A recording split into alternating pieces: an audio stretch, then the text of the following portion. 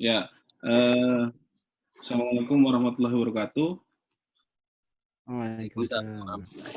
Alhamdulillah, wa syukurillah, nikmatillah, wassalatu wassalamu ala rasulillah, wa ala alihi washabihi wa mawala, ma ba'du.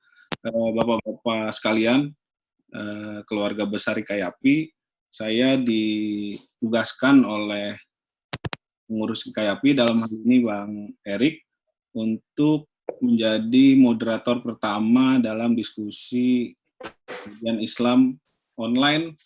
Yang pertama kita akan coba, nanti kemudian selanjutnya harapannya akan rutin kita laksanakan. Nah, kali ini sudah ada bersama kita Pak Dr. Wawan Mulyawan. Beliau akan memberikan informasi seputar strategi hidup sehat di tengah COVID-19. Jadi, berkenaan dengan informasi soal COVID-19 ini, saya pikir semua bapak-bapak sudah tahu informasinya, karena ini sudah menjadi isu bersama sehari-hari. Informasinya kita lihat begitu di sosial media maupun di media massa. Jadi saya pikir alangkah lebih baiknya kita langsung saja ke inti acara yang nanti akan langsung disampaikan oleh Pak Dr. Wawan. Acara ini saya rekam untuk kemudian saya bagikan, baik itu di grup IKAYAPI, nanti saya mohon izin untuk juga dibagikan ke halayak ramai melalui media-media sosial. Mari kita mulai acara ini dengan membaca basmalah. Bismillahirrahmanirrahim. Kepada Pak Dokter, saya persilakan untuk memulai acara pagi ini. Bismillahirrahmanirrahim. Assalamualaikum warahmatullahi wabarakatuh. Alhamdulillah allazi arsala rasulahu bil huda wa dinil haqq wa dini kullih wa kafa billahi syahida. Teman-teman sekalian, terutama di sini para alumni asrama-asrama YAPI, sudah berapa ya yang masuk di sini? Pak Najib, Pak Marwan, Yuli juga dari Surabaya. Apa kabar Yuli? Kemudian juga ada Pak Sapik ya. Kemudian Pak Erik jelas sebagai organisernya. Lalu ada Pak Hanapi tadi sudah masuk. Oke, yang belum saya sebut mohon maaf.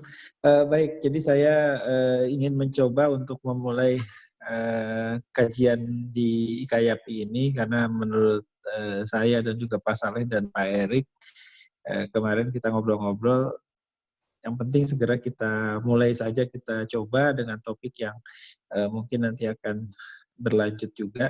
Nah, pada yang pertama saya kira semua sangat antusias dan memang menjadi concern kita semua, yaitu mengenai wabah virus corona atau COVID-19 ini.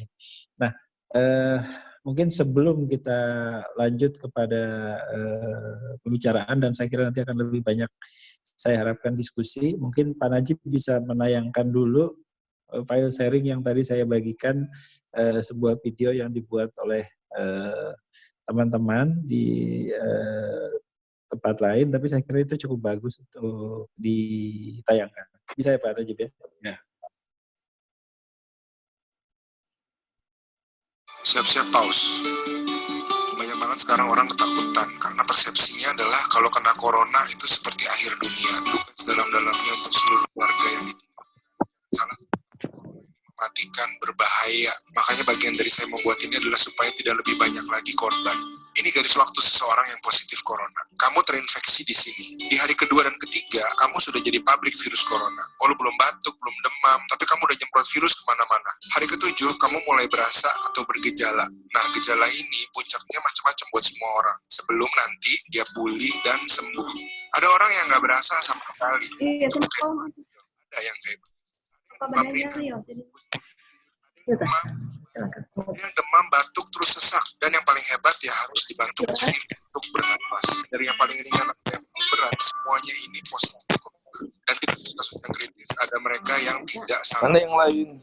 Jadi sekali lagi, walaupun corona ini sangat ngeri karena akan ada meninggal, tapi ada juga yang gejala ringan dan sembuh sendiri. 80% kata WHO. Nanti saya jelasin di video berikut ya.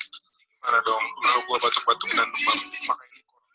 Jawabannya mungkin aja, karena kan ada corona yang versi batuk-batuk doang. Nah, terus saya cerita diri saya sendiri aja deh. Saya kemarin tuh sempat anget-anget dikit, tapi saya tuh nggak panik sama sekali. Saya pantau terus, ini yang paling penting. Saya bilang sama diri saya, kalau saya anget terus, meningkat, terus saya batuk, cara pikir saya nih, saya udah positif corona. Saya akan isolasi diri lebih baik, jauhkan diri dari istri dan bibi, saya tidur pisah kamar, dan alat makan saya dipisah.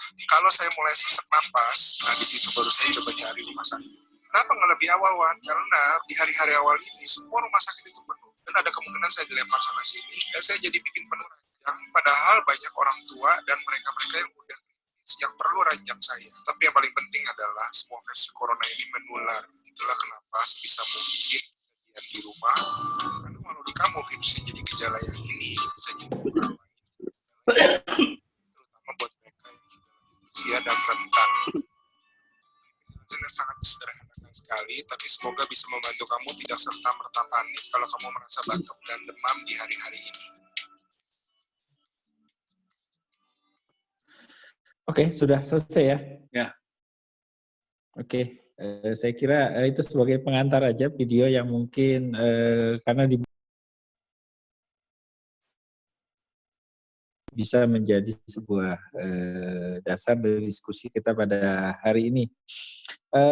Hal yang mungkin akan saya awali dari soal virus corona ini adalah soal penularan tadi. Jadi berbeda dengan banyak virus-virus flu yang sebelumnya beredar di masyarakat, mulai dari virus flu biasa, influenza yang sering kita derita, hampir semua udah pernah lah saya kira. Kemudian virus-virus flu yang flu burung, kemudian corona yang lain ya. Mulai dari yang mungkin kita kenal, ingat SARS waktu itu yang angka kematiannya sangat-sangat tinggi, kemudian yang virus flu dari ada bilang flu Hong Kong, ada yang kemudian dari Timur Tengah juga yang MERS-CoV dan lain-lain. Perbedaannya dengan corona ini adalah bagaimana dia tanpa gejala sudah bisa menularkan kepada orang lain. Ini yang cukup berbeda dengan virus yang flu yang sebelumnya kita ketahui. Jadi kalau virus flu biasa misalnya, kalau saya nggak flu, sebenarnya virusnya sudah ada di saya. Jadi saya misalnya misalnya tertular dari Pak Najib begitu ya. Pak Najib flu, kemudian saya ditulari oleh Pak Najib oleh flu biasa. Lalu saya kan karena daya tahan tubuh saya kuat, kemudian saya juga memang dalam kondisi yang cukup bagus, saya tidak punya gejala flu, jadi tidak ada demam, tidak ada pilek, tidak ada batuk. Kemudian saya ketemu misalnya dengan teman-teman yang lain. Saya ketemu nih dengan Yuli pas saya ke Surabaya misalnya. Lalu saya ketemu dengan Pak Yuli. Saya nggak menularkan flu influenza itu karena saya nggak punya gejala. Gitu. Nah, beda dengan virus corona ini yang memang ketika saya sudah ketemu dengan Pak Najib, ya nauzubillah Pak Najib carrier corona menularkan ke saya, lalu saya tidak punya keluhan apa-apa, ketemu dengan Pak Yuli, karena saya tidak ada keluhan, Pak Yuli juga ini Dokter Wawan kan sehat-sehat aja, ngobrol biasa aja, nggak pakai masker, pegangan, ciuman, cipika-cipiki gitu ya. Sebagai sesama alumni kita pelukan dan lain-lain sebagai sahabat, ya kan nggak ada keluhan, jadi nggak apa-apa. Tapi berapa hari kemudian Pak Yuli jadi demam dan lain-lain. Ini yang jadi masalah. Dan kalau melihat dari yang ada di sekarang itu, memang potensi kita untuk menularkan itu sangat-sangat besar. Karena apa? Karena memang sudah ada statistiknya yang menyebutkan bahwa satu orang itu kalau tanpa perlindungan itu bisa menularkan dalam waktu 2-3 hari dengan pergaulan yang rutin biasa itu bisa menulari ratusan orang. Nah, itu yang nomor satu yang pertama saya mau sampaikan, yaitu soal penularan. Kemudian hal yang kedua yang mesti kita garis bawahi adalah mengenai pencegahan di luar masalah untuk penularan, yaitu mengenai daya tahan tubuh. Semua virus itu, karena virus itu bukan kuman ya, virus itu bukan bakteri, bukan makhluk hidup. Virus itu bukan makhluk hidup. Ya, dia hanya sebuah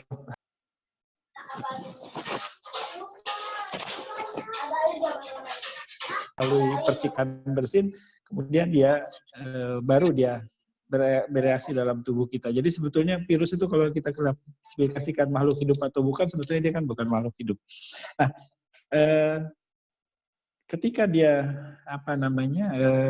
berada dalam tubuh yang daya tahan tubuhnya bagus, saya kira semua teman-teman sudah dengar bahwa itu adalah sulit bagi kita untuk untuk tertular atau bukan tertular, tidak mempunyai gejala.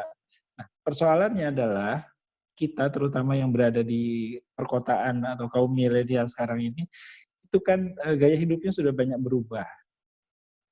Mulai dari cara mulai tidur.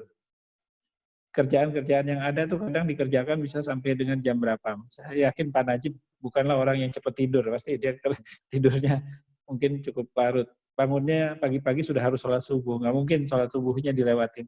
Nah ini tidur kita juga terganggu. Belum makan. Makan kita karena aktivitas dan lain-lain, mohon maaf, banyak orang kota yang sebetulnya punya uang banyak dan juga kehidupannya juga cukup mewah, tapi karena kesibukan dan lain-lainnya, mungkin makannya cuma makan warteg aja yang dipesenin oleh supirnya dan dimakan di kantor. Hanya makanan yang ini, yang kita mungkin enggak ini. Belum di dalamnya mungkin ada kuman juga. Nah, hal yang seperti ini yang jadi masalah nomor 2, yaitu masalah daya tahan tubuh pada diri kita. Nah, kemudian yang ketiga adalah masalah ketika penyakit ini berkembang di masyarakat, pemahaman kita adalah kita nggak mau tertular. Itu penting sebetulnya bahwa memang kita tidak mau tertular. Tapi ada yang lebih penting sebetulnya adalah bahwa kita jangan menulari orang lain. Ini yang seringkali orang lupa bahwa oke, saya tidak sehat, saya tidak apa-apa, saya baik-baik aja. Tapi ketika kita menjadi carrier atau pembawa virus, kita kan menulari orang lain. Sama dengan kita berbuat zalim kepada orang lain gitu. Kita memang sehat, tapi orang lain yang tidak sakit dan dia kebetulan juga daya tahan tubuhnya kurang bagus, tertular dan kemudian bahkan sampai kondisinya itu parah. Jadi hal yang ketiga ini dalam hubungan kita komunitas. Nah, dalam komunitas ini juga pendekatan kita dalam penanganan virus COVID-19 ini juga harus berbasis komunitas. Tidak bisa kita berjalan sendiri-sendiri, merasa diri sudah hebat, lalu kita tidak ini. Misalnya contoh, sekarang Pak Najib nih, Pak Najib berangkat dari rumah ke kantor. Kemudian sampai di kantor karena punya supir, disupiri oleh supir. Pak Najib sudah jaga tidur yang cukup, makan yang cukup, tidak melakukan penularan, ketemu juga dengan orang-orang juga sudah pakai masker, cuci tangan, pakai hand sanitizer bahkan yang mahal dan lain-lain. Nah, sudah nyampe kantor bekerja biasa dan lain-lain. Lalu apa yang dilakukan oleh supir Pak Najib? Supir Pak Najib setelah mendrop dia nongkrong sama teman-temannya. Kemudian makan siang, Pak Najib makan siang di kantor, tidak masalah, bahkan disediakan catering, aman lah. Tapi supirnya mungkin tidak makan di kantor, dia pergi ke warteg, nongkrong sama sesama supir atau bahkan mungkin dengan tukang dan lain-lain yang tidak mempunyai kesadaran apa-apa tentang edukasi corona ini. Dan kemudian dia menjadi carrier. Ketika masuk ke mobil, ketemu dengan Pak Najib, ketemu dengan anak Pak Najib dan lain-lain, karena edukasi dia kurang, dia mungkin menyerahkan sebuah barang dan lain-lain, diambil barangnya, kita nggak sadar, barang itu diambil, lalu terjadi kontak. Lalu kita bilang, ketika suatu saat kita kena, saya dapat dari mana gitu. Cari-cari nggak ada, di tracking, dilakukan tracing, saya nggak masuk di klaster Depok, klaster apa segala macam gitu. Nah, enggak, tapi klaster warteg tadi ada gitu kan. Yang tadi itu contohnya. Jadi mungkin ini beberapa hal yang saya sebagai dasar dari awal sebelum kita bicara soal bagaimana untuk hidup sehat itu. Nah, sekarang tentang bagaimana kita kepada konten bahwa kita perlu melakukan sebuah pola hidup sehat dalam masa wabah coronavirus ini, di COVID ini. Nah, tentu yang pertama adalah tadi, kita udah bicara tadi soal menjaga daya tahan tubuh. Itu sudah jelas. Nah, persoalannya adalah sekarang sudah kita sama-sama pahami bahwa kita perlu untuk melakukan physical distancing. WHO sudah mengatakan istilah social distancing kan dirubah menjadi physical distancing. Jadi sebetulnya yang harus dilakukan itu adalah menjaga jarak fisik. Ya, kalau social distancing sebetulnya kan kita enggak ya, karena kita tetap melakukan hubungan sosial dengan siapapun, hanya mungkin sekarang pakai Zoom, pakai medsos, pakai telepon, dan lain-lain. Jadi jangan sampai coronavirus ini membuat social life kita berubah juga terlalu drastis. Artinya physical distancing. Kita melakukan sesuai dengan anjuran yang ada, kita tinggal di rumah. Nah, tinggal di rumah ini adalah salah satu cara untuk kita mengurangi paparan dengan orang lain. Nah, kemudian kita di rumah juga berusaha untuk menjaga daya tahan tubuh kita. Oke, jadi yang pertama tadi cara hidup sehat yang benar adalah dengan menjaga daya tahan tubuh. Oke, itu yang pertama. Kemudian yang kedua adalah hal-hal yang terkait dengan mungkin kehidupan sehari-hari. Wah, saya harus punya hand sanitizer yang bagus, rumah saya harus didesinfektan, atau bahkan sekarang juga yang panas. Nah, sebetulnya basic dasar daripada pencegahan itu kan bagaimana supaya tadi penularan. Terus sekarang kalau sudah ada di tangan bagaimana? Sebenarnya kan virus ini karena dia sebuah protein, dia akan rusak dengan penyabunan.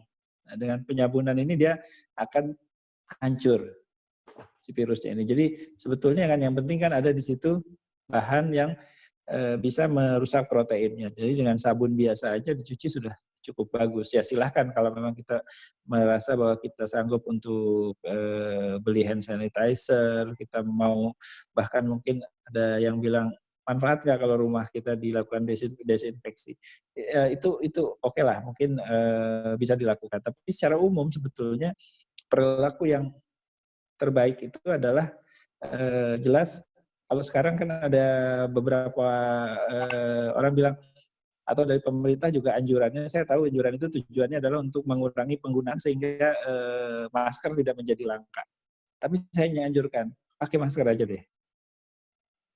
Jadi walaupun kita tidak sakit, walaupun kita kalau kita punya kesanggupan dan juga masker bisa macam-macam. Sekarang banyak teman-teman juga yang bikin masker kan, dijual dengan harga murah, bahkan juga kita bisa donasikan.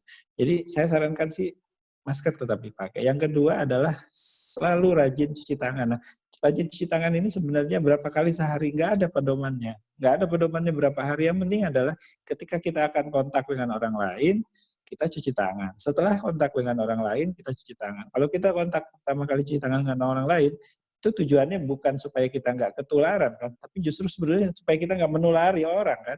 Gitu. Nah, yang kedua, setelah ketemu dengan orang, kita jangan ketularan. Nah, kita cuci tangan lagi. Nah, jadi sebetulnya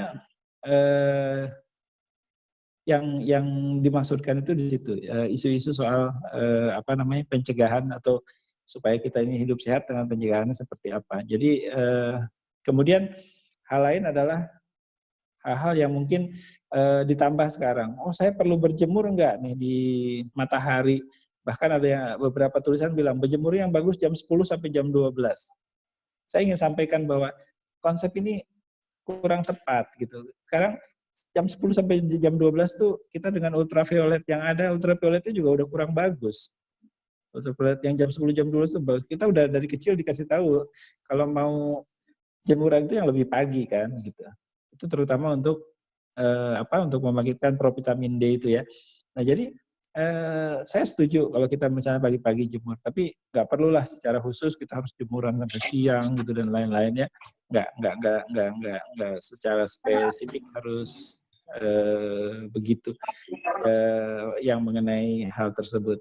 Kemudian yang ketiga, apakah kalau dengan yang ada sekarang ini berarti kita nggak perlu pergi keluar belanja dan lain-lain? Ya, saya kira kontak memang harus dikurangin, tetapi tidak membuat bahwa kita kemudian tidak harus pergi keluar sama sekali juga. Yang penting adalah tadi, misalnya kita pergi ke mall gitu, saya lebih menyarankan kalau harus beli sesuatu, keluar ketemu orang lain, yang pertama adalah pakai masker aja, kemudian yang kedua adalah cuci tangan dulu, dan setelah kontak dengan mereka adalah cuci tangan lagi. Kemudian yang ketiga, sebaiknya kalau pergi dari tempat yang cukup ramai sampai di rumah, baju, pakaian yang lain, sepatu itu sudah dilepas. Baju mungkin bisa langsung dimasukkan ke dalam mesin cuci aja. Nggak usah dibawa masuk, dicampurkan dengan baju kotor lain yang akan cuci besok hari. Misalnya itu salah satu anjuran yang cukup bagus kalau kita ketemu dengan banyak orang di luar gitu ya. Juga hal yang lain adalah kita punya kebiasaan biasanya suka megang-megang badan sendiri gitu ya, mungkin megang mulut, pipi, mata. Nah, itu kebiasaan yang punya kebiasaan gitu mulai dilatih lah, jangan biasa begitu. Biasa suka sebentar kita pengen ngucek mata gitu kan. Itu kebiasaan itu dikurangi atau dihindari. Itu yang praktis aja lah di lapangan. Nah, memang hal yang agak riskan ini dengan sekarang disuruh di rumah aja adalah sebetulnya bukan faktor fisik tapi faktor psikis. Ini sudah 2-3 minggu kita rata-rata berada di rumah dengan work from home maupun dengan pembelajaran jarak jauh pada anak-anak. Ini tingkat stres kan mulai meningkat. Karena di rumah terus gitu ya, sudah segala macam. Mungkin ya suami istri jarang ketemu, sekarang jadi makin sering. Awalnya enak, lama-lama mulai ada salah paham, udah mulai komunikasi bisa kayak gitu. Nah, ini memang yang harus kita manage di rumah, karena stres akan meningkatkan potensi untuk menurunnya daya tahan tubuh. Itu jelas. Berbagai studi juga bilang begitu. Ini mungkin awal dulu pengantar dari saya kira sedikit. Lebih bagus kita diskusi aja. Nanti silahkan kepada teman-teman yang mau bertanya, yang mau butuh penjelasan di sini, saya kira begitu. Itu Pak Najib ya, sebentar ya. Baik, terima kasih Pak Dokter untuk ya, sementara itu dulu. Lebih bagus mungkin silahkan kalau mau diskusi. Terima kasih. Assalamualaikum. Waalaikumsalam warahmatullahi wabarakatuh. Dan apa namanya? Jadi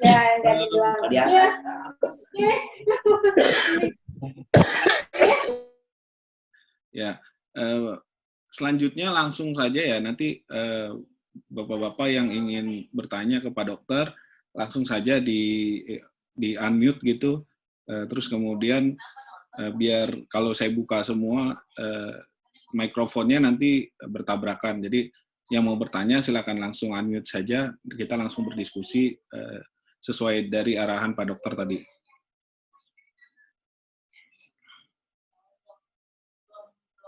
Ya, silakan. Ya.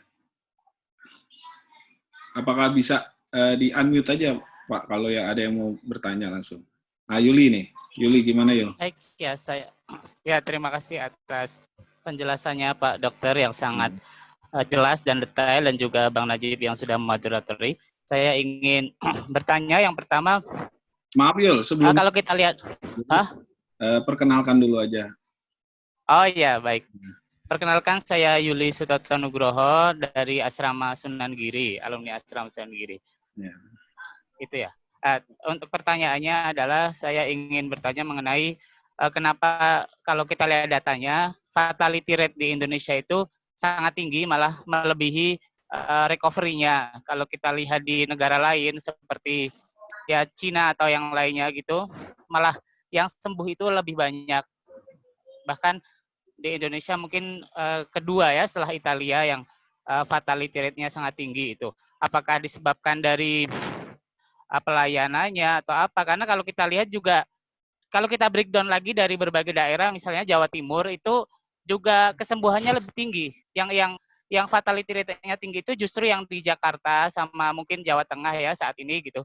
Nah itu kenapa? Terus yang kedua, kalau kita lihat data terbaru ini, Cina cukup sukses untuk menerapkan lockdown. Jadi tingkat new case-nya itu sekarang sangat rendah, bahkan grafiknya sangat turun gitu.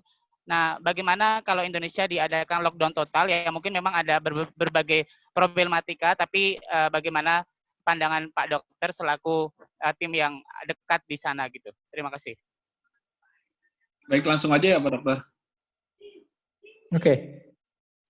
Ya, baik. Jadi pertama adalah pertanyaan mengenai death atau fatality rate yang cukup tinggi. Jadi fatality rate ini secara umum itu jauh lebih tinggi daripada angka di negara lain. Saya kira penyebab utamanya itu ada dua. Kita bicara statistik dulu lah ya. Statistik saya kira nanti pada akhirnya ketika semua sistem sudah establish dengan kondisi yang makin baik dan makin baik, itu angkanya akan mendekati angka seperti di negara lain juga. Sekarang kita bicaranya kan real time sekarang. Nah, menurut saya real time sekarang itu banyak disebabkan oleh dua hal ya. Yang pertama adalah bahwa collecting data itu belum belum paripurna. Artinya sekarang udah makin baik dan makin baik. Tetapi dari di awal-awal kan masih cukup banyak collecting data yang belum tercover. Di lapangan itu kalau kita lihat sebentar ya. Di lapangan itu kalau kita lihat angka ODP dan PDP itu bisa jauh lebih banyak daripada apa yang disebutkan dalam data resmi, karena rapid test yang dilakukan termasuk juga diagnostik pasti yang menggunakan reverse transkriptase PCR itu kan cukup sedikit dan cukup lama. Rapid test di awal-awal bahkan sangat sedikit, sekarang udah makin banyak, tapi masih belum jauh di bawah target seperti yang dilakukan misalnya di Korea yang sekitar 15.000 per hari gitu ya. Oke. Jadi ketika angka kematian itu kan secara umum akan terlaporkan. Nah, ketika terlaporkan tentu dibandingkan dengan angka yang positif yang sebenarnya adalah masih fenomena gunung es karena rapid test-nya belum tinggi, maka akan seolah-olah lebih tinggi. Jadi saya sendiri sebagai seorang yang mendalami riset, saya sebenarnya kalau kita bilang angkanya tinggi mendekati 10%, itu saya nggak yakin dengan angka itu. Artinya karena rapid test-nya kita yang masih belum tinggi sehingga angka positif yang bisa diumumkan oleh pemerintah tentu sesuai dengan adanya rapid test kan, atau bukan rapid test dengan PCR yang ada. Jadi dengan keterbatasan pengecekan jumlah yang sedikit sekarang di Indonesia, tentu perbandingannya akan menjadi seolah-olah besar, karena kalau yang meninggal kan nggak usah diperiksa pakai apa-apa, langsung muncul angkanya kan, gitu. Jadi sudah ada positif, sudah kemudian ketahuan gitu sebelum kejadian. Itu jadi menurut saya yang pertama adalah tadi collecting data, dan yang kedua adalah angka cakupan rapid test dan juga kemudian deteksi akhir dengan PCR yang cakupannya masih cukup belum sebesar seperti negara-negara yang melaporkan angkanya di angka sekitar 2-5% itu. Itu yang pertama. Kemudian tadi yang kedua soal lockdown ya. Saya kira lockdown itu kita bicara sebetulnya kalau dari sisi ilmu kesehatan masyarakat, kita mungkin bicaranya tidak tentang lockdown, tapi bagaimana mengkarantina sebuah wilayah gitu kan. Sebuah wilayah itu dilakukan karantina. Nah, sebetulnya konsep karantina memang dalam wabah itu dari sejak zaman dulu sampai sekarang pun masih dipercaya sebagai sebuah cara yang paling efektif untuk melakukan karantina wilayah itu. Nah, ketika kita bicaranya adalah tentang lockdown, tentu ini akan menjadi berbeda. Karena apa? Karena kita akan bicara tentang sebuah sistem masyarakat, bukan hanya masalah kesehatan. Nah, ketika kita bicara tentang sistem masyarakat, tidak hanya kesehatan, tentu wilayahnya tidak lagi tentang kesehatan aja. Masalahnya akan masuk ke daerah ekonomi, sosial, politik, sosial budaya, dan lain-lain. Nah, ketika di wilayah ini, maka tentu nanti akan bicaranya tentang pengambil kebijakan. Oleh sebab itu, saya kira wilayahnya menjadi berubah dari wilayah yang kesehatan minded menjadi wilayah yang lebih politis, dan itu memang tentu saya yakin bahwa pemerintah pertimbangan segala macam pilihan dan apakah lockdown akan diambil atau tidak itu tentu sudah masuk di wilayah politis. Jadi memang kalau kita membahas dari sisi kesehatan sulit untuk mengambil sebuah sebuah kepastian atau sebuah ini. Tapi kalau sistem karantina itu memang pilihan menurut ilmu kesehatan masyarakat itu memang adalah cara yang paling efektif untuk melokalisir sebuah wabah. Itu nggak ada satupun ilmuwan di dunia yang membantah itu. Kurang lebih begitu, Pak Yuli ya. Gimana, Yul? Ya, terima kasih. Mungkin nanti kalau ada pertanyaan lagi setelah yang lainnya. Terima kasih. Ya, cukup jelas, cukup jelas. Kami persilakan ke bapak-bapak yang lain yang ingin langsung bertanya dengan Pak Dokter. Langsung saja dibuka mikrofonnya di handphone atau di komputer masing-masing.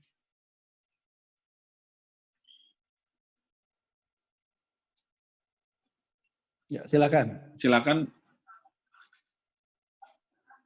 Ada di sini ada 14 orang.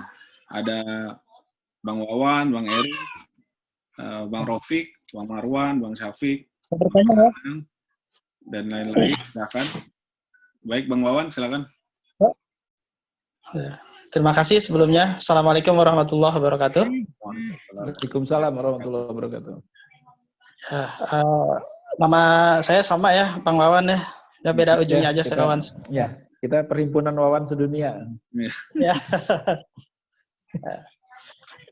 Sekarang ini yang mungkin setelah kita melihat kebijakan pemerintah dengan melakukan darurat kesehatan atau apapun istilahnya, intinya pemerintah tidak mengambil opsi lockdown. Maka mungkin yang perlu kita lakukan bagi masyarakat Indonesia khususnya adalah menjaga imunitas tubuh.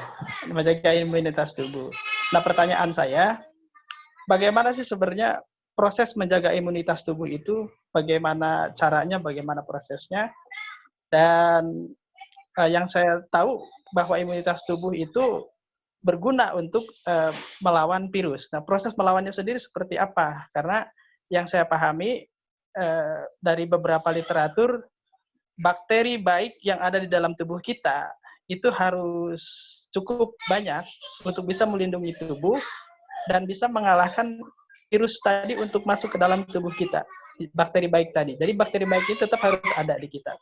Penggunaan desinfektan dengan penggunaan hand sanitizer itu justru akan membunuh bakteri baik gitu.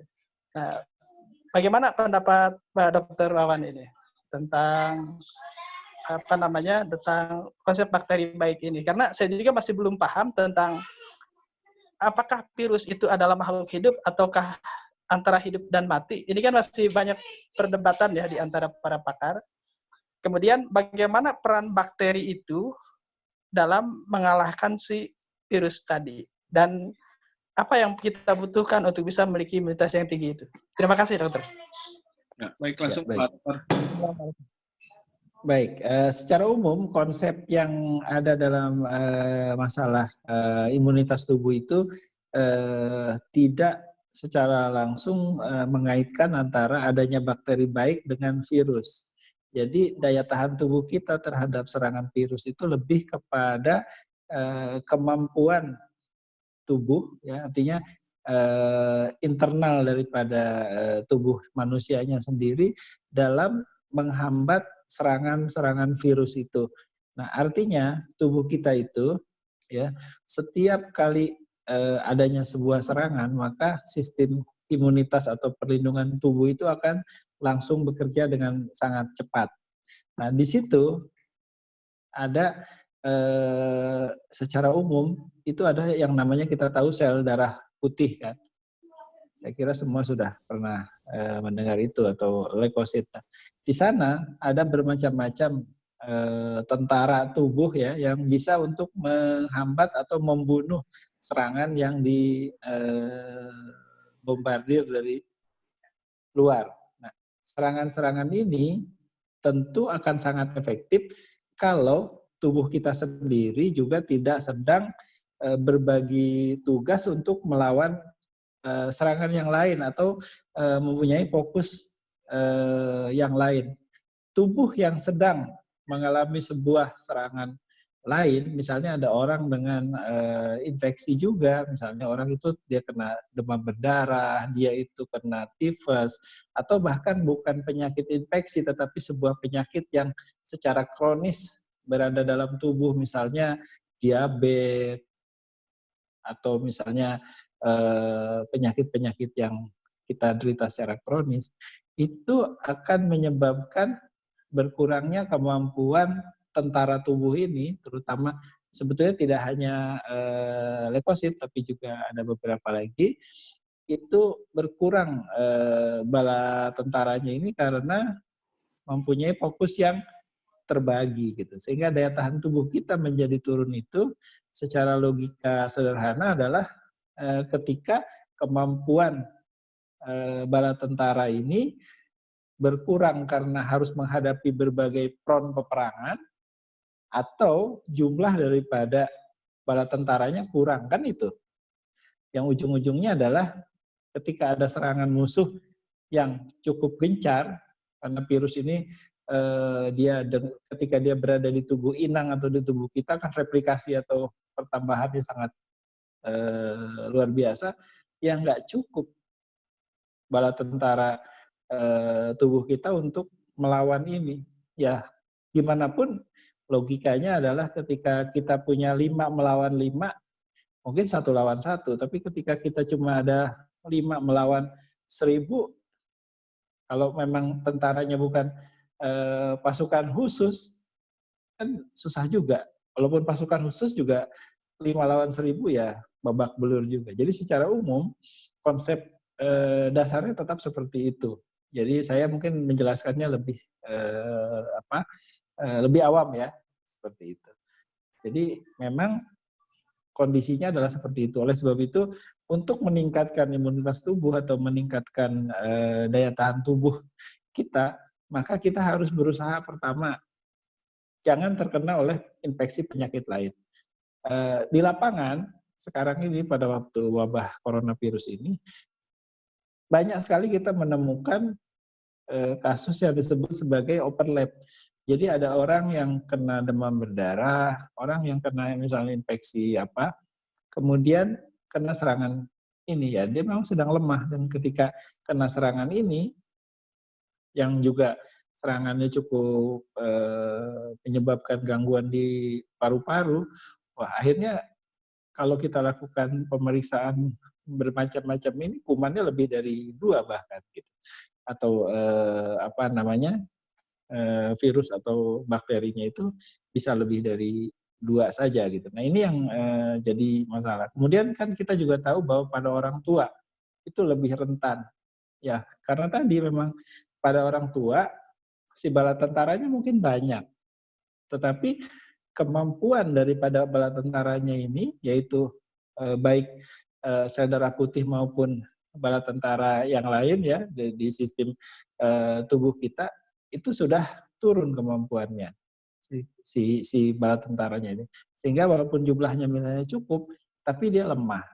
Nah ini yang menyebabkan kenapa kita bilang, oh kalau kita di rumah ada orang tua, sebaiknya orang tua jangan dekat-dekat dengan anak atau cucunya yang sering pergi keluar rumah gitu. Takutnya dia terpapar jadi carrier, ketemu dengan orang tua. Kalau dia sih memang daya tahan tubuhnya bagus yang muda ini, tapi orang tua ini karena bala tentaranya sudah letoy ya kan, jadi kurang mampu untuk melawan bala tentara yang ya virus itu replikasi memang cepat sekali kan kalau berada di tubuh inangnya gitu. Saya kira secara umum mungkin penjelasannya seperti itu. Nah tadi ada tambahan mengenai desinfektan dan lain-lain. Bakteri baik, betul. Jadi misalnya kita semprotkan desinfektan, anggaplah yang paling banyak dipakai oleh orang untuk hand sanitizer ataupun melakukan desinfeksi pada tangan tubuh, itu yang paling banyak orang pakainya misalnya alkohol 70%. Karena alkohol di atas 65% ke atas yang baru bisa membunuh gitu ya, virus misalnya. Dan juga bakteri juga dan lain. Nah memang bakteri yang ada di daerah tangan, mungkin di kulit, ikut mati juga gitu. apalagi yang pakai disemprot seluruh tubuh misalnya. Orang ada juga katanya di Cina orang sampai mandi di desinfektan kan, pernah ada cerita gitu ya. Ya kan kuman-kuman baik itu juga tentu akan ikut mati dan daya tahan tubuh dia akan bisa turun. Tapi kalau untuk yang tadi di tangan aja kita cuci gitu ya, ya memang kalau banding-bandingkan lebih bagus cucinya pakai sabun aja lah. Jangan yang pakai alkohol 70%, nanti yang lain ikut mati juga. Tapi sebetulnya sih kalau di tangan aja kita cuci gitu ya, nggak terlalu banyak juga kan di daerah tangan itu. Jangan mandilah dengan desinfektan atau dengan hand sanitizer tadi kan. Tapi kalau hanya cuci tangan aja gitu ya kan, itu saya kira nggak terlalu masalah. Tapi kalau saya lebih percaya pakai sabun aja lah supaya yang lain nggak ikut mati. Silahkan juga, saya tidak masuk ke dalam wilayah kontroversi itu. Gitu. Kurang lebih seperti itu. Baik, gimana Bang Wawan? Jelas? Ya, terima kasih. Mungkin intinya kita meningkatkan makanan-makanan bergizi aja mungkin ya, kemudian vitamin, suplemen untuk meningkatkan daya tahan tubuh kita. Mungkin seperti itu kali ya, ya. Pak Dokter. Jadi gini, sebetulnya vitamin atau suplemen itu sekunder. Jadi saya misalnya nggak mau minum vitamin, saya nggak mau minum suplemen, nggak masalah juga. Tubuh kita itu daya tahan tubuh yang utama itu sebetulnya kan dari protein. Jadi cukup makan yang proteinnya cukup tinggi. Kemudian yang kedua, tubuh kita hanya bisa beraktivitas dengan baik, dengan normal itu kalau glukosanya cukup. Oleh sebab itu, karbohidratnya juga cukuplah, kecuali yang mungkin dengan penyakit diabetes ya sudah punya pengaturan karbohidrat sendiri. Tapi kalau kita yang nggak punya diabetes ya makan yang karbohidratnya cukup lah gitu ya. Jadi jangan karena lagi diet terus sangat sedikit, karena tubuh kita tetap sangat butuh glukosa. Tetapi yang untuk perlindungan tadi melawan atau daya tahan tubuh utama itu nomor 1 protein dulu. Jadi protein saya kira teman-teman sudah tahu lah terdiri dari apa aja, bisa tahu tempe, ikan, daging dan lain-lain gitu ya. Nah, apa manfaat dari suplemen atau vitamin? Sebetulnya kajian ilmiahnya itu tidak absolut menyatakan bahwa vitamin suplemen itu penting gitu. Hanya beberapa kajian atau menyebutkan bahwa seperti misalnya vitamin C itu bisa membantu meningkatkan kemampuan tubuh. Oke lah minum silakan. Kemudian ada lagi yang bilang zinc ya tambahan daripada elemen itu zinc, yang ada zincnya. Oke, bisa juga mungkin masuk di sana gitu ya. Lalu mungkin ada yang suka memakai yang bahannya lebih herbal. Silahkan aja dibaca di internet apakah itu cukup banyak tulisan ke arah ilmiahnya, misalnya pakai propolis atau pakai apa, terserah lah ya, echinacea atau apa. Karena sekarang di dalam Google itu gampang dicari, coba aja cari sumber-sumbernya itu, dibaca yang lebih awam. Saya kira secara umum kalau efek sampingnya hampir tidak ada, silahkan aja diminum. Yang penting saya kira untuk dalam kondisi sekarang ini, kepercayaan kita terhadap sesuatu juga penting. Jadi karena kita percaya bahwa kalau minum ini akan meningkatkan daya tahan tubuh, saya kira is oke aja gitu. Lihat aja efek sampingnya ada nggak. Kalau efek sampingnya ada ya jangan. Tapi kalau efek sampingnya hampir-hampir nol, dalam kondisi seperti sekarang di mana orang semua paranoid, saya kira tidak apa-apa. Sehingga paling nggak kita punya kepercayaan diri yang tinggi, kita merasa yakin, dan otomatis kepercayaan diri yang tinggi itu juga akan meningkatkan daya tahan tubuh. Saya kira begitu secara umum. Silakan, Pak Najib. Ya, gimana? Sudah jelas ya, Bang Wawan ya? Ya, terima kasih atas tanggapannya Dr. Wawan. Silahkan rekan-rekan yang lain. Ya, Assalamualaikum. Salam. Saya persilahkan ke yang lain untuk bertanya atau menanggapi. Ada Bang Syafiq ya. Silakan Bang. Ya. Assalamualaikum warahmatullahi wabarakatuh. Waalaikumsalam. Ya, Pak Syafiq. Ya, ini berkaitan dengan sholat Jumat nih, Dr. Wawan. Meskipun kalau di daerah saya itu kan masih kuning ya. Jadi Kami tetap menghadiri sholat Jumat, cuma bagaimana pada saat kita sebaiknya pada saat menghadiri sholat Jumat itu. Itu yang pertama. Yang kedua, kebetulan istri saya kan tenaga kesehatan dan mengadakan pelayanan kesehatan di rumah. Meskipun sekarang sudah dibatasi mulai dari jam 4 sampai jam 6 saja. Bagaimana seharusnya dilakukan gitu, Dokter? Makasih. Baik. Jadi masalah kerumunan ya, saya sebagai orang yang punya keyakinan bahwa yang terbaik itu adalah menghindari kerumunan. Saya termasuk yang mengikuti mengikuti kelompok atau masyarakat yang berpendapat bahwa ya hindari kerumunan gitu. Artinya termasuk sholat berjamaah, sholat Jumat pun saya termasuk yang menganggap bahwa itu dihindari aja dalam kondisi seperti ini gitu. Nah, tetapi tentu ada kelompok lain yang merasa bahwa saya tetap harus sholat berjamaah, saya harus tetap sholat Jumat. Ya memang itu kita dalam tahap sekarang ini memang mungkin masih ada yang berpendapat seperti itu. Ya memang pencegahan dalam kondisi seperti itu kan menjadi sulit. Tetapi ya saya harus ngomong apa lagi bahwa maksimalkan saja perlindungan diri yang kita bisa lakukan. Pakai masker, ya kan, tidak bersalaman, mencari posisi yang agak jauh dari yang lain. Tapi nanti kata imamnya disuruh rapat-rapat juga.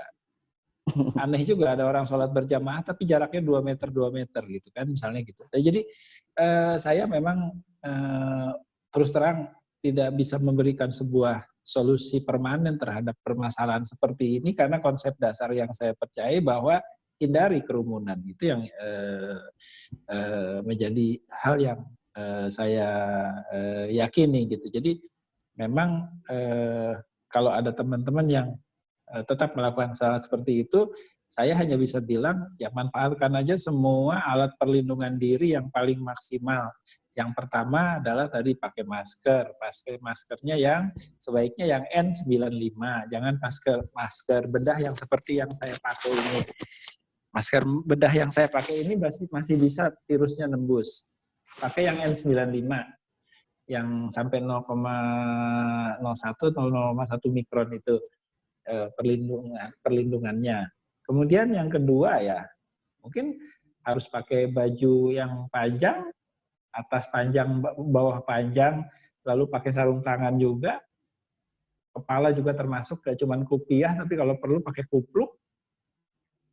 Tangan jangan iseng-iseng megang mata, apalagi tadi pakai bersalaman dengan yang lain gitu kan. Termasuk juga kaki, juga pakai kaos kaki yang tinggi sehingga tertutup sampai di celana panjang atau sarung maupun kalau kita pakai jubah gitu kan. Kemudian juga begitu mau sampai rumah, sebelum masuk rumah kasih tahu dulu kan bawa handphone. Oh ya, handphone juga sebaiknya dimasukkan ke dalam plastik. Jadi ngomongnya mungkin mijet-mijet teleponnya dari luar plastik itu sehingga tidak ada kontak langsung dengan handphonenya. Kemudian sebelum masuk rumah, telepon dulu orang di rumah, kasih tahu bahwa kita akan sampai di rumah sebentar lagi, sehingga pintu rumah dan lain-lain dibukakan oleh orang rumah. Sebelum masuk rumah, buka semua baju yang bagian luar tadi, jangan masuk kamar dulu, langsung masuk kamar mandi, langsung mandi, ganti baju yang baru, baju yang bekas tadi jangan dimasukkan ke dalam tempat cucian yang bareng dengan orang lain, langsung masukkan ke mesin cuci atau langsung dibawa ke tempat cucian, dipisahkan. Nah, mungkin saran-saran saya hanya bisa seperti itu. Yang juga saya mungkin tidak bisa maksimal, tapi itu mungkin yang bisa saya berikan kepada teman-teman yang tetap berpandangan bahwa saya memang pengen tetap sholat 5 waktu di masjid atau saya ingin sholat Jumat bareng-bareng dengan teman-teman yang lain. Saya kira itu yang bisa saya berikan. Terima kasih. Ya, terima kasih. Gimana Bang? Sampai udah ya? Ya, cukup. Makasih. Siap, makasih Pak. Jadi kita lanjutkan saja diskusi ini karena makin menarik ya. Saya persilahkan ke Bapak-Bapak yang ingin bertanya atau berpendapat, langsung saja dibuka mikrofonnya. Sini ada yang baru bergabung, Bang BR, baru bergabung, Bang. Ada juga Tommy dari alumni muda, Bang Rofik. Silakan yang mau, Bang Penanda ya, silakan Bang. Yo, Assalamualaikum warahmatullahi wabarakatuh. Waalaikumsalam. Sejahtera untuk kita semua. Semoga tetap sehat dan semakin fit.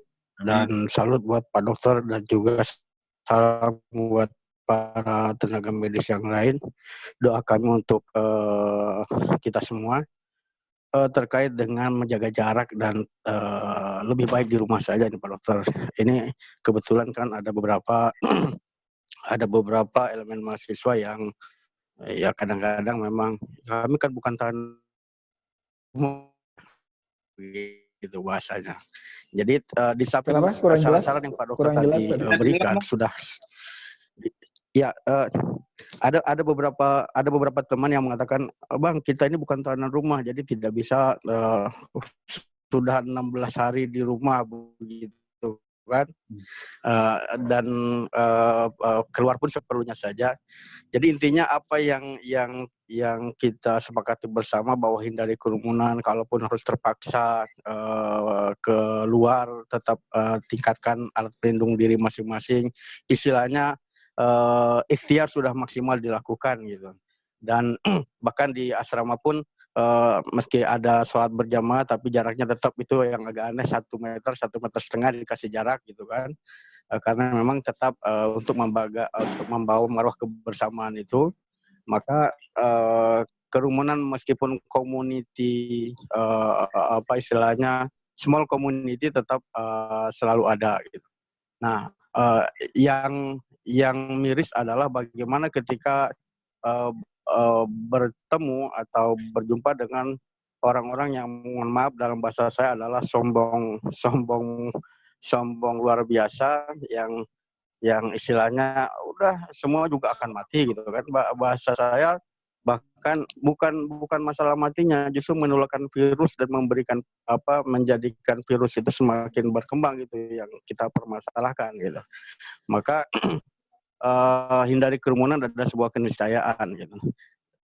Yang ingin saya tanyakan, selain apa yang tadi disarankan oleh para ahli medis, alat pelindung diri sudah dilakukan, kemudian apa yang sudah dikemukakan oleh dokter juga sudah gitu. Namun mungkin imunitas kita kan up and down gitu. Kadang-kadang juga ada pilek, ada batuk, ada flu, ada tenggorokan sakit. Nah, yang bikin lebih semakin susah lagi, panik gitu. Jadi bagaimana selain mengatasi kepanikan dengan zikir itu gitu. Jadi itu yang pertama. Yang kedua, kami melihat bahwa, mohon maaf ini mungkin ranah ke kesehatan politik, karena memang politik itu tidak bisa dipisahkan dengan yang lain. Meskipun memang agak terlambat, tetapi ini seakan-akan pemerintah pusat, ini saya mau dari sisi militernya ya Pak Dokter. Pemerintah pusat akhirnya memberikan label darurat kesehatan nasional, meskipun karantinanya karantina lokal. Akan tetapi punya opsi yang lebih mengerikan lagi, kalau ini nggak berjalan maka darurat sipil. Ini kan satu bentuk ketidakberdayaan pemerintah dalam mengayomi masyarakat, dalam mengayomi rakyatnya gitu. Mestinya bukan darurat kesehatan, mestinya lockdown atau karantina lokal, dan pemenuhan dasar hidup setiap rakyat ketika berdiam diri, tidak punya aktivitas apapun, yang khusus pekerja informal dikasih subsidi sesuai dengan Undang-Undang 6 itu gitu. Nah, ini bagaimana Pak Dokter melihat seperti apa, harus bagaimana gitu. Sementara rakyat di bawah mulai bergejolak gitu, perut lapar gitu kan. Sementara kalau yang menengah ke atas mungkin masih bisa stok makanan segala macam. Tapi kalau yang hari-hari harus sambung nyawa gitu istilahnya, hari ini susah dimakan, besok apalagi gitu. Nah, itu nggak bisa di ini juga gitu loh, Pak Dokter. Paling tidak saya kadang-kadang memberikan saran, hubungi kelurahan atau camat setempat, tanyakan mestinya ini dapat subsidi berupa apa, minimal beras atau kebutuhan sembako gitu. Itu yang saya bisa kemukakan. Demikian Pak Dokter. Ya, baik. Terima kasih Pak Panondang. Jadi ini justru yang disampaikan Pak Panondang ini sangat penting, dan saya kira salah satu hal yang justru menjadi kenapa kita bicara pada siang hari ini. Jadi Pak Erik yang memang kita sudah diskusikan juga dengan Pak Saleh Mursid, Ketua IKYAPI, bahwa salah satu tujuan kita mengadakan forum webinar atau kajian di online ini adalah kita bisa saling berbagi. Jadi marilah sekarang kita alumni bantu alumni misalnya ya, alumni bantu alumni. Siapa alumni kita yang mungkin pekerjaannya adalah pekerjaan yang selama ini serabutan, yang kalau nggak bekerja dia nggak akan punya penghasilan. Beda dengan misalnya seperti saya bekerja di pemerintahan, saya walaupun tidak bekerja di luar rumah, saya masih dapat penghasilan dari dari kantor gitu ya. Tapi ada juga yang orang memang yang kalau dia nggak bekerja, dia nggak dapat uang. Nah, sekarang mari, seperti yang sudah diprogramkan oleh Pak Erik dari IKYAPI, marilah kita di IKYAPI ini, berdasarkan data yang sudah ada di Pak Erik, mari kita yang bukan punya kelebihan, sebenarnya mungkin juga ada yang nggak kelebihan, pas-pasan, tapi daripada kita makan 3 kali sementara saudara kita sesama alumni nggak bisa makan atau akhirnya makannya cuma sekali sehari, lebih bagus kita makannya 2 kali, alumni yang lain juga jadi makan 2 kali gitu. Atau kita sebelum makan 3 kali, yang alumni jadi yang lain jadi bisa makan 1 kali. Saya kira ini programnya Pak Erik yang bagus, yang sedang digagas sekarang ini. Mari coba kita data siapa aja alumni yang butuh bantuan, karena selama ini pekerjaan yang mungkin bukan pekerjaan tetap, tapi berdasarkan saya dagang apa atau apa, sehingga sekarang nggak bisa jalan, jadi penghasilan nol. Ya itu saya kira kita nggak usah bicara ke pemerintah apa segala macam lah, itu terlalu luas. Saya kira silahkan mungkin mahasiswa menyuarakan dan lain-lain, itu memang mahasiswa sangat punya kemampuan untuk melakukan itu. Tapi sekarang kita mulai dari kecil-kecil lah, kita mulai dulu tetangga kita makan apa enggak gitu kan, sakit apa enggak itu. Kemudian sekarang yang masalah kesehatan, mungkin karena ini tadi masalah lebih ke masalah sosial ekonomi, masalah kesehatan. Masalah kesehatan itu yang selalu saya ingin sampaikan adalah bahwa dengan jumlah penderita COVID ini yang semakin hari semakin banyak, yakinilah bahwa tidak ada negara manapun, tidak ada rumah sakit sebanyak apapun di Indonesia atau di dunia yang sanggup menampung semua penderita COVID itu. Ketika jumlahnya makin banyak dan makin banyak. Jadi apa yang mesti kita lakukan? Kalau kita misalnya cuma sakit flu aja biasa, ya kita mungkin juga kena penyakit lain yang nggak perlu dirawat, udah tinggallah di rumah. Obatilah dulu dengan obat-obat yang memang kita biasa pakai dan lain-lain. Tidak terus ikut panik, datang ke rumah sakit, minta diperiksa rapid test atau segala macam, minta dirawat dengan cara intensif segala macam. Sekarang konsepnya kita adalah bahwa kalau sakit-sakit ringan aja, saran kita adalah isolasi di rumah aja. Itu akan jauh lebih bagus daripada kita datang ke rumah sakit, nanti ada pasien yang jauh lebih perlu daripada kita, malah nggak dapat tempat, hanya gara-gara tempatnya ditempati oleh kita yang sakitnya ringan-ringan saja. Tapi kalau misalnya sudah nanti mulai sesak napas, demamnya tinggi, tidak turun-turun juga, nah baru di situ. Tapi kalau batuk pilek, saya kira ada 100 orang yang kena batuk pilek, saya kira 90 sekian 90% diantaranya adalah batuk pilek biasa aja kan, gitu, bukan ini. Dan sakit batuk pilek oleh virus ya, kecuali ketika dia sudah masuk di tahapan yang memberat tadi, kan memang periodenya kalau ringan-ringan saja akan sembuh sendiri juga. Jadi saya kira kita tidak usah ikut tadi yang panik sindrom itu, Pak Faid. Yang penting kita di rumah, jaga keluarga kita, usahakan jangan sampai, walaupun kita sudah di rumah terus, tapi anak pengennya keluar pergi terus. Termasuk sekarang di asrama juga. Memang direktur asrama bersama pengurus harus lebih keras, harus lebih berani untuk menjaga anak-anak kita di asrama itu. Tetapi tolong disiapkan program-program yang lebih kreatif sehingga anak-anak itu bisa berkurang bosannya. Bosan pasti ada lah, tapi dibuatlah program-program yang lebih kreatif di asrama.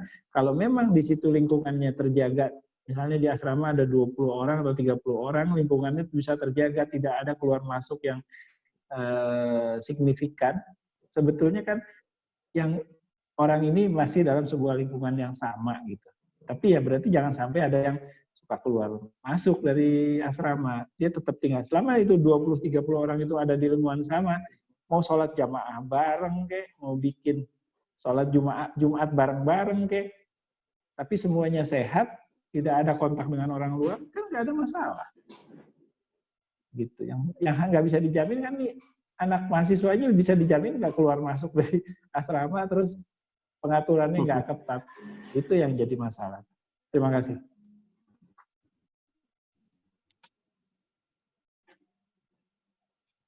Ya, silakan Pak Najib.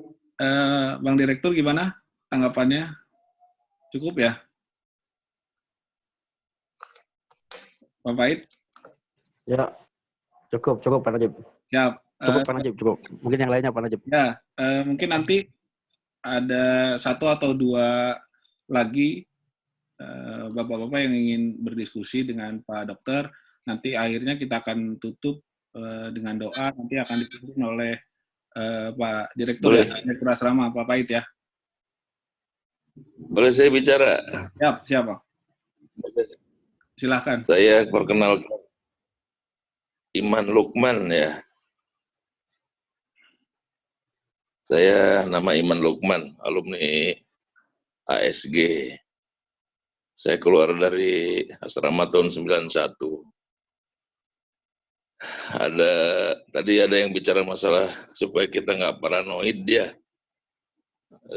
Ada nasihat ulama agar kita ini ikut kepada arahan-arahan yang diberikan oleh pemerintah sama tim kesehatan.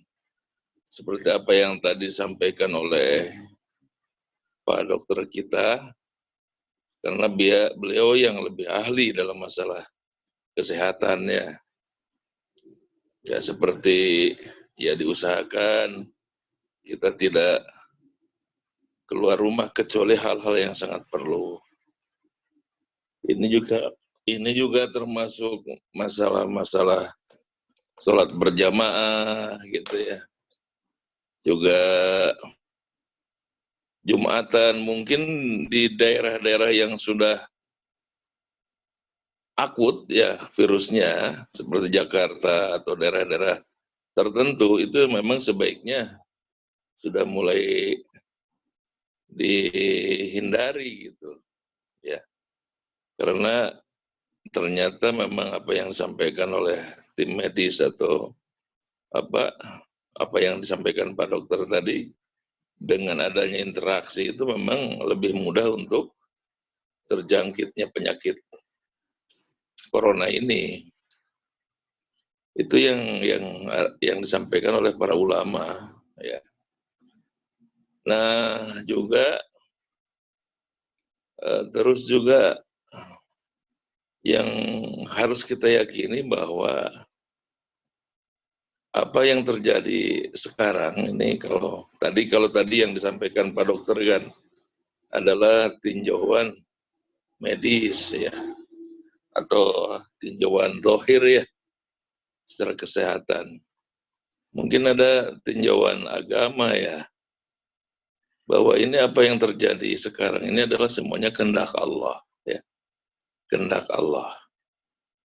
Mungkin bagi seseorang yang sudah dikehendaki bahwa dia akan kena virus, ya dia akan kena virus juga gitu. Tapi kalau yang bagi orang yang tidak dikehendaki oleh Allah, dia selamat ya, insya Allah selamat. Tapi tetap dengan kita ikut arahan ya, arahan pemerintah tadi, jangan nekat gitu. Wah saya ini tawakal aja lah katanya. Karena mati hidup ini kan urusannya tangan Allah. Itu juga bukan begitu, karena apa yang disampaikan dulu ketika Rasulullah masih hidup, bahwa tawakal itu tidak seperti itu. Ada sahabat yang bertanya yang tawakal itu gimana? Maka ketika itu disampaikan, tawakal itu kalau kamu bawa unta itu, supaya untanya nggak hilang, diikat dulu untanya, bukan dibiarkan. Jadi ada proses ya pemunahan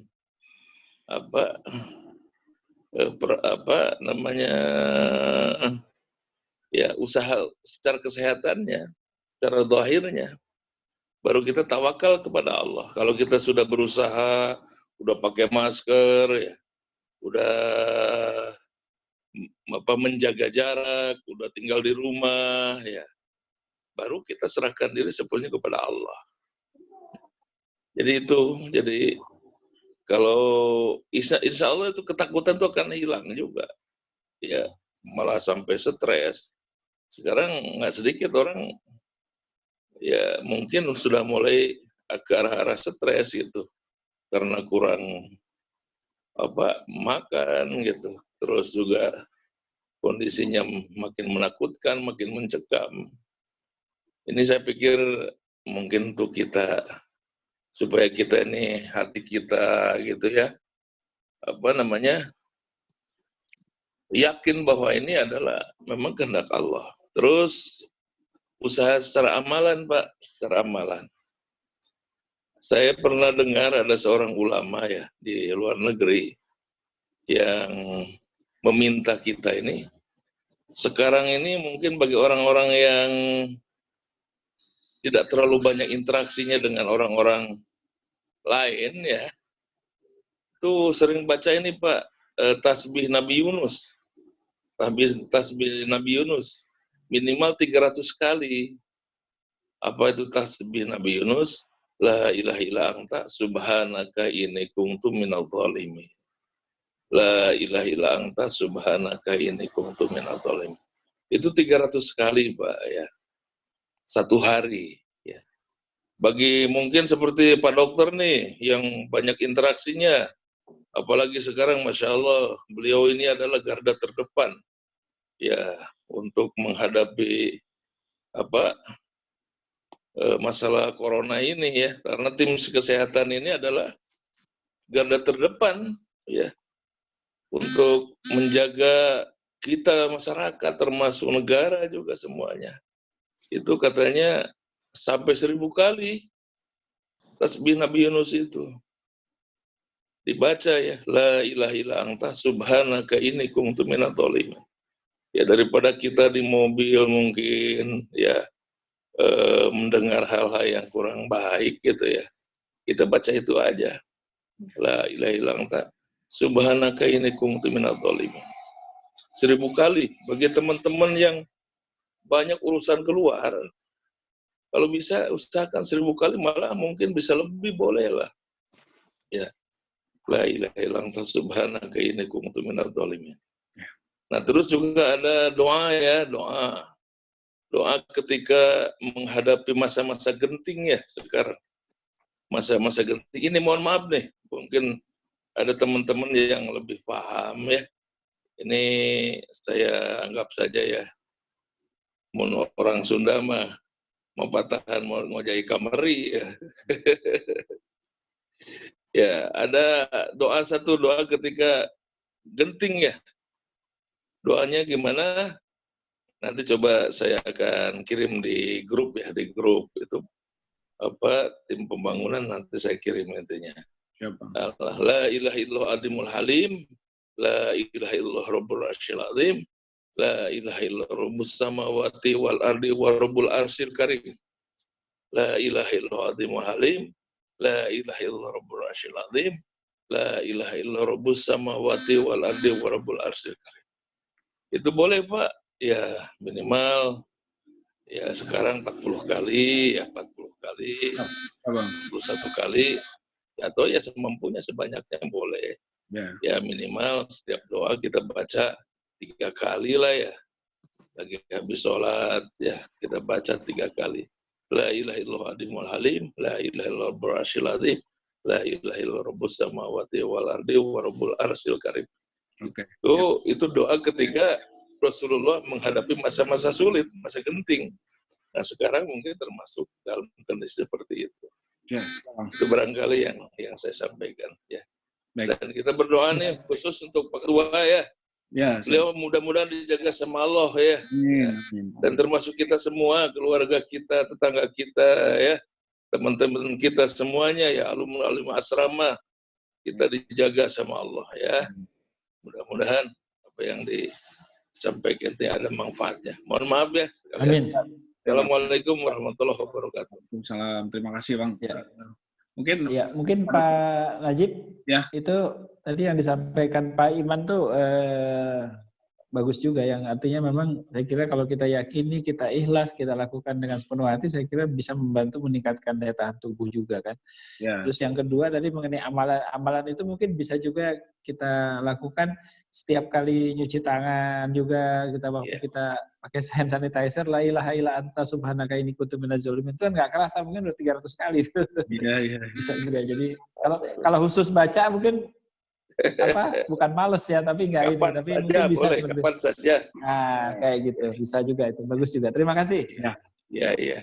Mungkin Bang Erik ini yang terakhir ya, kalau ada bapak-bapak yang menyampaikan ke Pak Dokter atau ada pertanyaan, silahkan.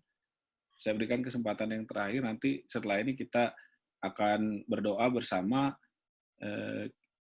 Silahkan.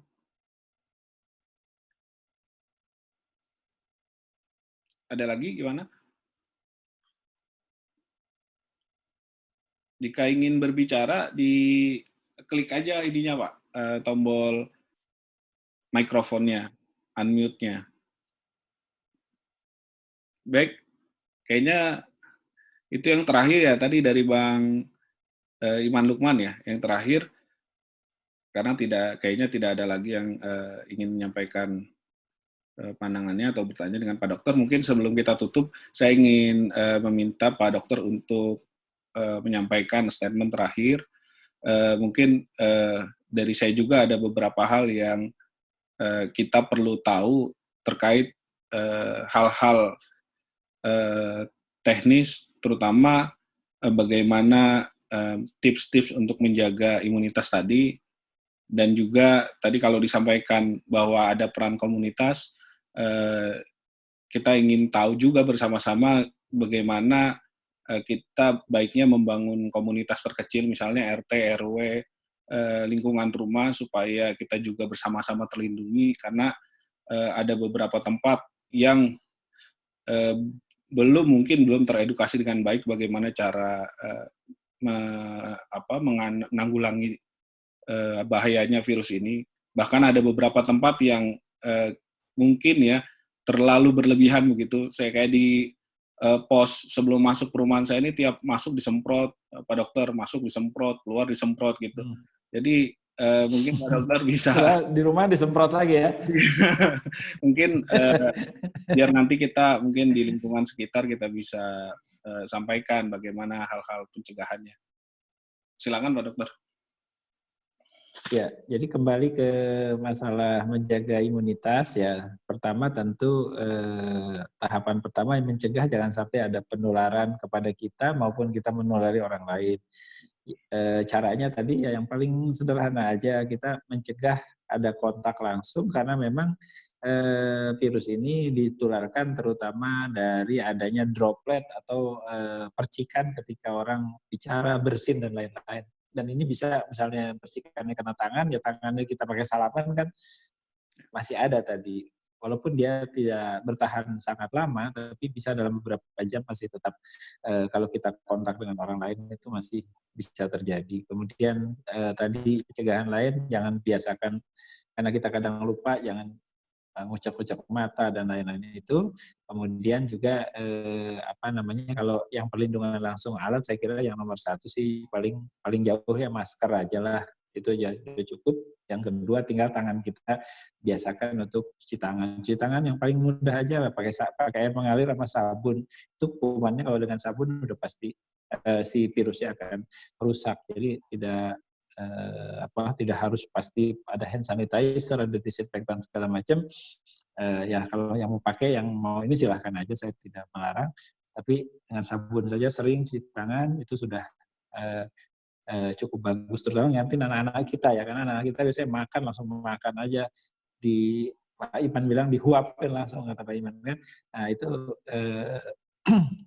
anak-anak mungkin edukasi ke anak-anak kita, kalau mau makan cuci tangan dulu, keluar dari rumah, kalau pergi sebentar juga sampai rumah kalau memang ada kontak ya ganti baju, mandi gitu ya, walaupun mandi jadi lebih sering barangkali. Kemudian mengenai menjaga imunitasnya adalah bagaimana kita makan yang cukup, ya, minum yang cukup. Makanan yang terpenting adalah selain ada karbohidrat yang cukup, tapi juga jangan lupa protein yang cukup. Mengenai vitamin atau suplemen, ya kalau mempunyai kemampuan silahkan membeli, tapi itu bukan sebuah yang absolut, itu hanya tambahan aja, tanpa vitamin atau suplemen yang ada pun pada makanan kita yang cukup, sayuran juga cukup, itu sudah ada di dalam sana. Mungkin sekarang kesulitannya karena mungkin sayuran juga berkurang di pasaran, juga harganya mahal dan lain-lain, yaitu untuk kita. Kemudian memang harus ada cara-cara yang lebih kreatif sehingga kita menjadi tidak bosan. Karena bosan membuat kita menjadi stres, menjadi sakit juga badan kita gitu. Akhirnya daya tahan tubuh kita juga turun hanya gara-gara stres di rumah terus-terusan berminggu-minggu, bahkan mungkin bisa berbulan, ini kan kayak gitu.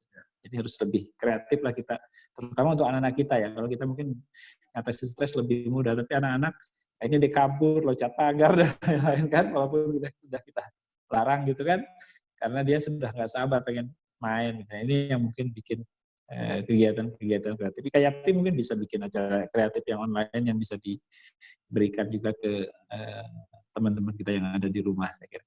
Secara umum saya kira itu yang bisa saya sampaikan. Insya Allah kalau kita melakukan pencegahan ini, maka perkiraan kita bahwa mungkin di akhir Mei atau Juni kita sudah bisa pulih lagi dari wabah ini, bisa dicapai gitu. Karena kalau ini tidak, menurut beberapa ahli, beberapa pakar yang melakukan simulasi, ini bisa berlanjut terus sampai September atau Oktober. Ini kan secara ekonomi juga sangat-sangat berbahaya buat kita. Kita sendiri 2 minggu, 3 minggu aja udah ngalami kok masalah ekonomi ini udah mulai mengganggu kita. Terima kasih. Assalamualaikum warahmatullahi wabarakatuh. Waalaikumsalam warahmatullahi wabarakatuh. Terima kasih Pak Dokter atas informasinya yang sangat bermanfaat. Mungkin sebelum kita tutup, mari kita berdoa. Saya ingin meminta kepada mungkin Ustadz Iman Lukman ya untuk memimpin doa sekaligus mengakhiri pertemuan ini. Silakan Ustadz. Masya Allah. A'udzubillahi minasyaitonir rajim. Bismillahirrahmanirrahim. Allahumma shalli ala sayyidina wa habibina wa safina wa jalina wa maulana Muhammad wa sallim wa radallahu tabaraka wa sahabat Rasul ajmain. Bismillahirrahmanirrahim. Alhamdulillahirabbil alamin. Hamdan syakirin. Hamdan syakirin. Hamdan syakirin. Hamdan na'imin. Hamdan na'imin. Hamdan yafir ni'amahu wa yukafi majidah. Ya Rabbana lakal hamdu kama yanbaghi li jalali wajhikal karim. La ilaha illa anta subhanaka inna kunna minadh dhalimin. La ilaha illa anta subhanaka inna kunna minadh dhalimin. La ilaha illa anta subhanaka inna kunna minadh dhalimin. Allahumma inna nas'aluka al-huda wa tuqa wal afaf wal ghina. Allahumma inna nas'aluka al-huda wa tuqa wal afaf wal ghina. Allahumma inna nas'aluka al-huda wa tuqa wal afaf wal ghina. Allahumma hdina wa hdi bina sajami'a wa jala sababan lima tada. Allahumma hdina siratal mustaqim. Siratal ladzina an'amta 'alaihim min nabiyyin wa siddiqin wa syuhada wa sana ila rafiqa. Rabbana hab lana min azwajina wa dhurriyyatina qurrata a'yun waj'alna lil muttaqina imama. Allahumma ighfir lana warhamhuma kama rabbana shighra wa li jami'il muslimin wal muslimat wal mu'minina wal mu'minat al ahya'i minhum wa atubu ilaih. La ilaha illallahul halimul karim. Subhanallah rabbul arsyil azim. Alhamdulillahi rabbil alamin. Tibatu rahmatik wa asa imam maghfiratik wal ismata min kulli wal qalimata min kulli birin wassalamata min kulli ismin la tada'alana dambanil ghafarta wala hamman ila farasta wala hajatan hiya laka ridhan ila qadha yarhamur rahimin. La ilaha illallah azimul halim. La ilaha illallah rabbul arsyil azim. La ilaha illallah rabbus samawati wal ardi wa rabbul arsyil karim. La ilaha illallah azimul halim. La ilaha illallah rabbul arsyil azim. La ilaha illallah rabbus samawati wa rabbul ardi wa rabbul arsyil karim. Rabbana zalamna anfusana wa lam taghfir lana wa tarhamna lanakunanna. Ya Allah, ya Rahman Rahim. Kami berhajat kepada Engkau, berlindung kepada Engkau. Kami lemah, kami bodoh, kami jahil, ya Allah. Kami banyak dosa, ya Allah. Maka ampunilah dosa kami, ya Allah. Dosa kami, ya Allah. Dosa ibu bapa kami, ya Allah. Dosa orang tua kami, ya Allah. Dosa, ya Allah, saudara-saudara kami, ya Allah. Dosa kaum muslimin semua, muslimat di seluruh alam, ya Allah. Ya Allah, tolonglah kami, ya Allah. Tolonglah kami, ya Allah. Dari wabah yang sekarang berjangkit di Indonesia dan seluruh dunia, ya Allah. Selamatkan kami, selamatkan anak-anak kami, selamatkan ibu bapa kami, selamatkan saudara-saudara kami, ya Allah. Selamatkan ya saudara-saudara kami kaum muslimin wal muslimat seluruh alam, ya Allah. Kabulkan doa kami, ya Allah, kabulkan doa kami. Ya Allah, berikan kekuatan kepada teman-teman kami, ya Allah. Tim dokter, tim kesehatan, tim penggerak, ya Allah, yang membantu, ya Allah, kasus virus corona ini, ya Allah. Berikan kekuatan kepada mereka, ya Allah. Jagalah keselamatan mereka, ya Allah.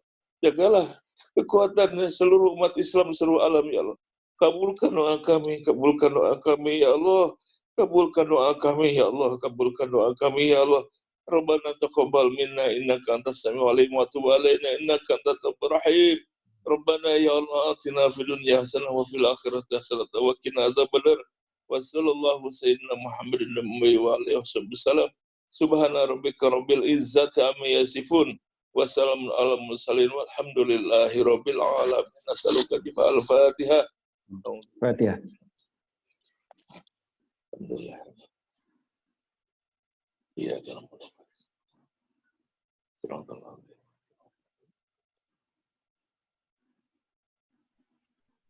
mudah-mudahan doa kita dikabul oleh Allah semuanya, ya. Amin. Mudah-mudahan dokter kita dijagalah Allah, ya, dimudahkan oleh Allah, ya. Amin. Amin. Baik, terima kasih Bapak-Bapak yang sudah bergabung selama kurang lebih 1 jam bersama saya dan teman-teman dari IKYAPI. Mudah-mudahan nanti acara ini berlanjut ke pertemuan-pertemuan online berikutnya. Nanti tunggu saja kabar dari Bang Erik. Sebelum kita tutup, mari kita membaca hamdalah. Alhamdulillahirrahmanirrahim. Dan doa kafaratul masjid. Saya mohon maaf apabila ada hal-hal yang kurang berkenan. Terima kasih. Assalamualaikum warahmatullahi wabarakatuh. Waalaikumsalam warahmatullahi wabarakatuh. Terima kasih Pak Najib. Terima kasih Pak Erik. Semuanya. Terima kasih.